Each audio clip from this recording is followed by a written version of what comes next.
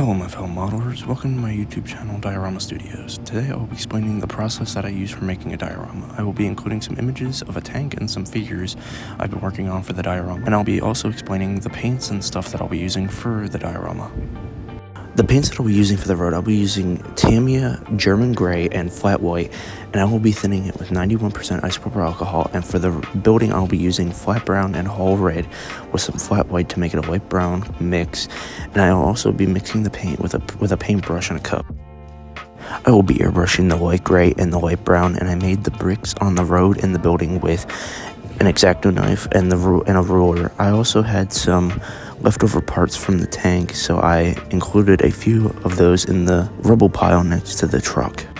Unfortunately, I didn't get the chance to record the finished steps to me finishing up the diorama, like for example, me putting down the snow flocking powder and me gluing down the vehicles and putting the figures on the tank, but I included some images at the end of the video showing what it looks like finished.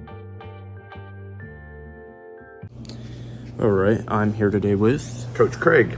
Alright, so Coach Craig, how did you get into 3D printing?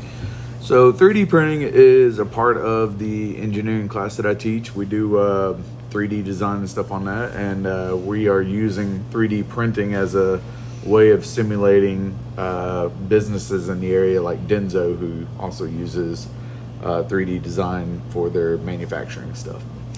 Okay, and then what are the benefits on knowing how to 3D print things?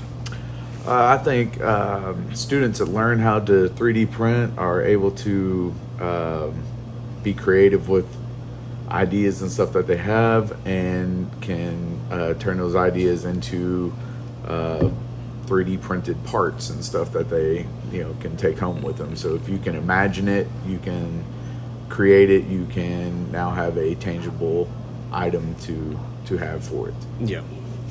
And then what are the main types and methods of 3D printing? So there's all kinds of 3D printing devices now. There's everything from PLA, ABS.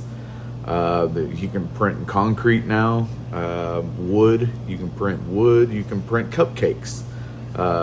Pellissippi has a really cool printer that will 3D print a cupcake design on top of the cupcake. So it's just about every time we have a brand new resin printer, which is a liquid printer. So it prints it through liquid, which makes it more precise and detailed oriented. I didn't know about the cupcake one. That was really interesting. Yeah, that's a good one. Yeah. Okay. What are some common applications and use cases of 3D printing?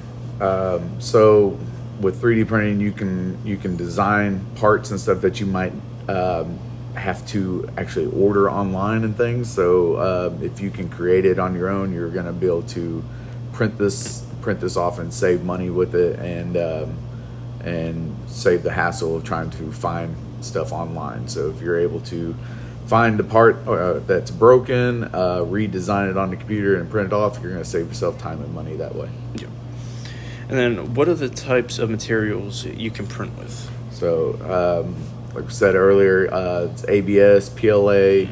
There's all kinds of stuff. That the PLA is the most common.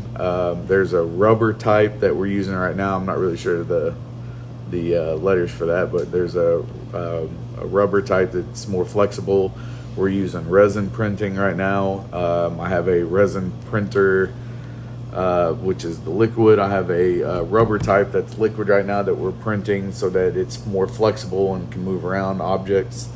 And then, like I said, there's concrete. People are using concrete printers right now for houses so they can build houses. We even saw a printer over in the Hardin Valley area that printed off a car.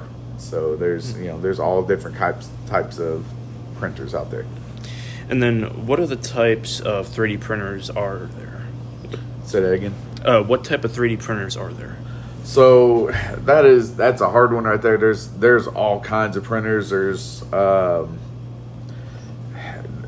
they're coming out with different companies weekly, it seems like. Some of the most common ones are FlashForge. There's Bamboo out there right now. Let's see if I can think of a couple others. I've got some listed right here. Prusa is another big one that's out there.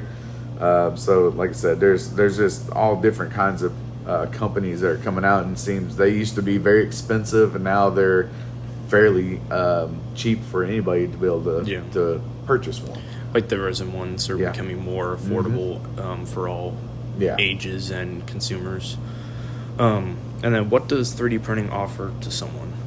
So it offers them the ability to make objects and parts and stuff for themselves, instead of having to be dependent on other people that have to buy it through online services and stuff. So you can print wall art, you can print objects for yourself, game pieces if you're wanting to do that, or you can print yourself gears and parts and stuff for objects that you have around your house that could possibly break and stuff. You can print the part for yourself to be able to fix it. Yeah, kind of like what I had you 3D print for me, the figures and stuff for like dioramas and stuff like that. So, but anyway, thank you, Coach Craig, for interviewing with me. No problem. Thank you. Cool.